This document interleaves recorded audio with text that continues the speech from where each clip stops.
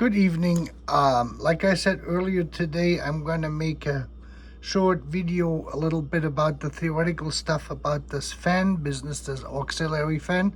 But first we wanted to take a real close look here at the moment with the Combi Switch. This is the original Combi Switch, and I think we can see this here. The date on this here is 88. It was made in 1988 sometimes. Let me see, where's my lens on this thing here? Here we go. Let me zoom in. Whoops, I'm sorry.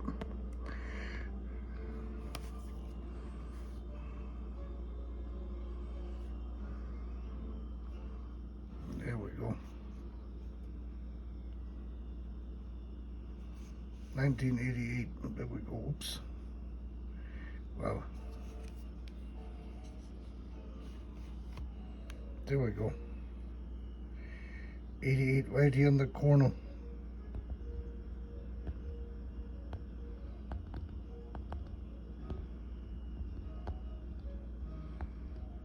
There we go. All right, anyway, the issue at hand on this here can be seen here on these two contacts. This is the contact for the high beams, and if I go make a right turn, this one here actually closes. You can see this, it moves a little bit. And I had to bring this back up like this when I made a right turn to turn it off. So these two contacts here, those are the culprits.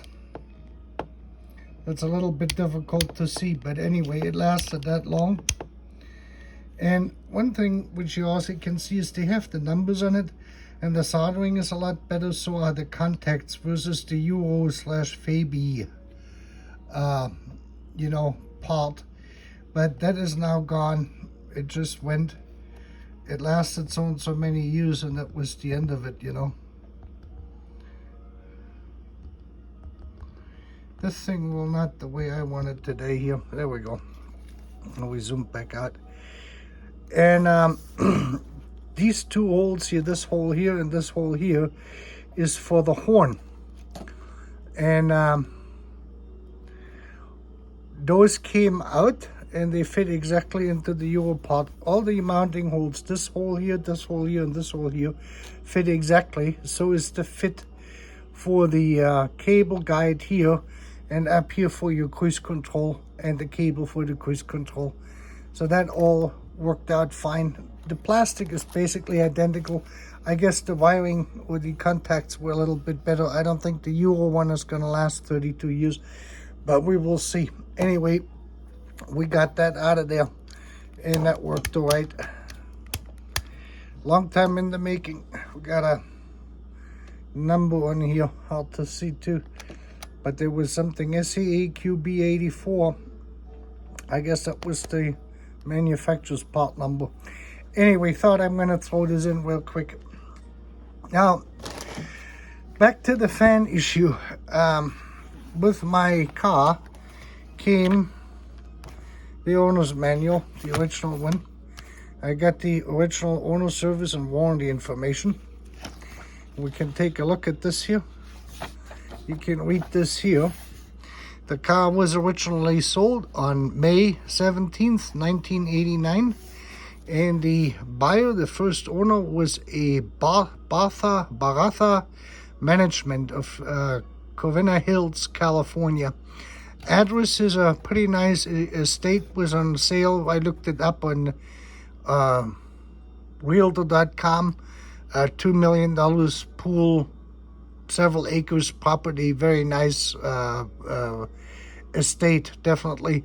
So the person who bought this, who owned this here, this fellow here, Baratha, he was definitely well off. And it is all still here. I could now send in my notice of change of address, notice of pre-owned car purchase, and put that in and put my mileage in there at 332,000 miles. I'm like 7 miles short now of 332. And that would go to Mercedes-Benz of North America, Warranty Department, 1 Mercedes Drive, Montvale, New Jersey. No postage necessary if mailed in the United States. I could mail it in and see what they say if they're going to give me some warranty 32 years later and 332,000 miles. Anyway, I got this, and I also got the service records. And you can see, since the car was in California, all these service records were mostly 2050 Quaker, 1550 Pennzoil, all pretty heavy oils. I don't think they put a 2050, I mean, whatever, 1540, they went a little bit lighter when the mileage went up. So I have the documentation here, and I also have my numbers, the Fahrzeugdaten, the vehicle data on this, and we have the correct VIN number on the vehicle. We have this engine number here in it, and we have this transmission number in it. I have verified it. These were all the various different options between seat heat and leather and color and adjustable rear seat bench and this, that, and the other thing. So all of it is here. And I do not know if you have ever read through this, but there's two things what some people don't understand. Depending on the engine oil, you saw how heavy the engine oil was they put in California back then, 2050. And I'm trying to go to 1040 now here for Kansas City. And I might be better with the 1050 actually. Looking at the temperatures we had, our temperature today was 97 degrees in the shade. That is about 36 degrees Celsius, and the heat index was at 103 or 104. That's close to 40 degrees Celsius. And it says in here, oil pressure gauge. Yeah, the oil pressure at idle speed may drop to 0.3 bar. So you have 3 numbers there, 1, 2, and 3. 0 point, that's almost down to 0. It looks like there's no oil going through it. If the engine is operating at operating temperature, this will not jeopardize its operational reliability. Pressure must however, rise immediately upon acceleration. So I have dropped down with 10 0-weight 30 synthetic oil. Right now I'm dropping down to 1 bar or slightly below if my engine temperature goes up a little bit over 100 degrees Celsius or 105 Celsius. And that brings us to the next warning, which they tell us here. Let me just see this. This was low engine coolant. Yeah. Here, this is another very important one, and this is where this actually starts. This is what most people don't understand either. Coolant temperature gauge. If the antifreeze mixture is effective to minus 30 degrees Celsius, that's minus 22 Fahrenheit, that's that 44% mixture Mercedes-Benz usually puts in. The boiling point of the coolant in the pressurized cooling system of your vehicle is approximately 130 degrees Celsius. Actually, that would be the 50%. They went then higher. They went 50-50. Also see fuels, coolants, lubricants, etc. And here comes the really important part. During severe operating conditions and stop-and-go city traffic, the coolant temperature may rise close to the red marking. And that means, that's what I showed you earlier, this is close to 120 degrees Celsius. So the engine can get that hot, and that is permissible. That is like right to that white bar there below the red bar. That's about 110 degrees. That's what I wanted to point out. So from a manual point, that is permissible. And then I wanted to show you this here on how they actually did this. You can see their mixture calculation here is for minus 30 C or minus 22 C. They used 5.75 liters of antifreeze. And if the minus 45 is a bigger mixture, I don't know exactly what that boils down to. I have 50-50 in there, and I think that gets me down to minus 30 degrees Fahrenheit or minus 35 degree Celsius, in that range. Because we're in Kansas City, I did it that way. This is the 55%. So this is the 44%, 55, and I'm in the middle between the two of them. And that is what they're recommending. So the warnings come, or the thing is that this actually is permissible to run into or close to the 120 degree mark. If it goes over the 120 degree mark, then you're going to run into a problem that your mixture required that you have 50-50 or 45% antifreeze or 55% antifreeze. That it runs, that it starts boiling, and then you're going to have a problem. Then you have to pull over. Now, in my car, let me just go up here. This is what I got in terms of the circuitry. Let me see if I can zoom in here. Yeah, it lets me zoom in. Nice. I hope you can see this. We have the fuse here. That's a 16 amp fuse, which goes to the two relay contacts. And the one relay number 19, K19, is actually activated by the refrigeration high pressure switch. Closes at 20 bar. I don't know what that would be. 1 bar is 14 psi. So 280 psi it will close, and it will open at 150 at 15 bar, which would be, my math is not that good, around 200, I think. 225 psi. So that will open and close, and this basically comes on as soon as you hit the air conditioning unit and you plug this in, and the compressor starts running and the pressure builds up in your evaporator. And in that unit here, then that comes on, it activates K19. K19 gets plus 12 volt over this wire here. It closes, the 12 volts come out, goes through the resistor R15, which is underneath your master brake cylinder, sits in that bay in there, you can hardly see it. And then it comes out with this wire here and goes to the fan, and that is that black and white wire I was talking about.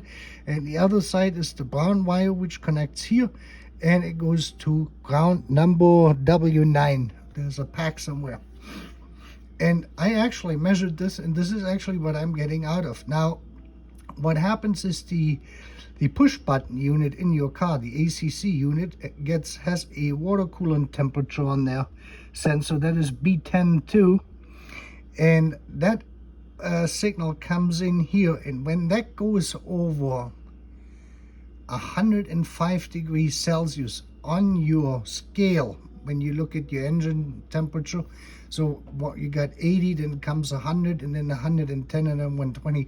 So when it is like between 100 and 110, that's when this unit here activates this relay, and that relay then bypasses the resistor, and that's when this fan goes into high-speed mode. So whenever you hear that fan switching, also the clutch is turned off, because that goes from here, then the signal through here to the compressor. It also turns off the compressor. So the compressor goes out. This is when it starts to cycle. So the compressor comes in and out, in and out. This is not controlled really by your pressure switch. That is only for the low speed fan. The cycling of the compressor, when it comes on, off, that indicates that this sensor here has sensed 105 degrees, and your ACC, the air conditioning control unit, I guess that's what they call it, that's the one in the car where you have the 5 or 6 push buttons. That will then turn off the compressor, because this unit here does the compressor control. And then it turns on the fan high, because the engine is telling him I'm getting hot, so to turn off this here. So this was the standard setup for all 560s and 420s, SEL, SEC, as you can see here, and for model year 86 until 1990. And This was also the standard for the special vehicles, so that didn't make any difference if that was the 278 horsepower unit or the 240, 250 horsepower one, the 9-to-1 compression, or the 299 horsepower unit, the special version, what they call it, for armored vehicles and VIP stuff and that sort of thing. And what they did on the VIP vehicles is they added a second fan. And that, interestingly, this setup was then adopted in the 1991 model, and almost all newer ones. Mercedes's the E-Class had it then from 91 on, and the C-Class has it. So all of these fans actually have the same part number for these dual fans, which I put in today, and I still have to get the shroud. The shroud is coming. There's a shroud to it. That assembly with these 8 holes, they got mounts inside the shroud, and then you set the shroud in front of the evaporator, and there's 4 connecting bolts which go into the metal frame around the evaporator. That way it is fully securely tied in there. And here again you have the same thing. And the only reason why I saw this today, that the fan was going in the wrong direction, even though everything is wired up like this, is the fans are from AEG, and the AEG fans on the backside have 2 arrows on it, and they're pointing in this direction, which is clockwise, but the fan was running counterclockwise. If you run the fan clockwise, you have to actually switch these 2 wires around, 1 and 2. They're backwards for whatever reason. Don't ask me why. That is one of these things. Maybe they soldered them under the fans backwards at the factory when they were made, and no one ever caught this. But in this hookup here, with the black and white plus and the brown to minus or to the chassis ground, that the fans will actually suck out, so that they're starting to reverse the airflow. You're suddenly sucking the air from the radiator into the evaporator out to the front of the engines, and these fans will run as soon as the pressure switch comes on. That means as soon as you engage the air conditioning. And once they're on, if you drive, so you have them blowing out, and the wind, or the wind from the driving is going to blow everything back, so this thing doesn't work right. I'm not quite sure where this is coming from, but like I said, I checked it. I have plus 12 volts here when this relay closes, and I have reduced current going through here, plus 12 volt when this relay closes, and I have the brown one goes to the chassis, but the fans are running backwards. So the only thing I can think of is that the fans are actually wired wrong. And all I did was I took the plug apart, and I turned 1 and 2 around, and I inserted them this way, and then it started to work. And now the fans are blowing in with the wind going in when you drive, because otherwise they would be blowing against the wind. So anyway, these part numbers here are traced back originally to the special vehicle unit, but they're used on all other models, so you can easily get those, I guess, more or less. The one I got is a unit from one of the special versions here they had. I couldn't tell you exactly what. I got it online, and it works fine. The currents were good and everything else. You can see otherwise the entire circuit is the same, except that they went straight to the battery. But I believe that there was a fuse in there. I left my fuse here at 16 amps because I tested both fans out on a high power supply for 12 volts, and at 14.3 volts I draw approximately 14 amps between the two of them. And the 16 amp fuse is more than enough. I really do not want this unfused directly from the battery going through a relay contact. I do not know why they drew this in like this as an unfused circuit, at least here on the main blower. Anyway, I thought I'd throw this in. So now the highest temperature I got today after I drove for a while was right around 100 degrees Celsius, maybe a little bit less, 95 degrees Celsius, but it never went back up to 110 or 115 like what I had before. And that was a major improvement. So besides of of cleaning out the engine when we did the backflush and the acid cleaning. You know, that and the new water pump that got the whole flow circle going in there. We got the right antifreeze in it, the right mixture, 50-50, so I got 128, 130 degree Celsius boiling point. And now with the fans, we got the correct airflow established. But it would be interesting to see if you find out if your fan actually rotates clockwise, which it should be, and then you're actually blowing the air in, or if it goes counterclockwise. Maybe you can leave me a comment there and see what it does. And if you do, you can open up that little connector that is the two pins. That's the male pins from the fan into the female connector that is right next to the receiver dryer unit on the chassis there. So you can unplug this, open it carefully up with a small screwdriver, take the two males out and just flip them around, put them and snap them and push them back in, and then see if your fan goes in the right direction. And if that lowers your temperature, then you got that accomplished. But don't ask me why that is drawn in this way and the fans are marked going clockwise when everything turns counterclockwise if you connect it like this here. Well, anyway, you have a great evening, and we will see what's coming up next year. I will keep you posted. I'm probably going to open up the lower oil pan, and I'm going to take a look at the oil pump, at that oil pump strainer, at my switch or signal unit for low oil. And I'm going to change the chain. I got a new oil pump chain, which I'm going to get in there and probably get that situated and take a look at that guide rail in there too. That guide rail can only be exchanged for the oil pump chain if you take the cover off, the timing chain cover, the whole thing in the front there.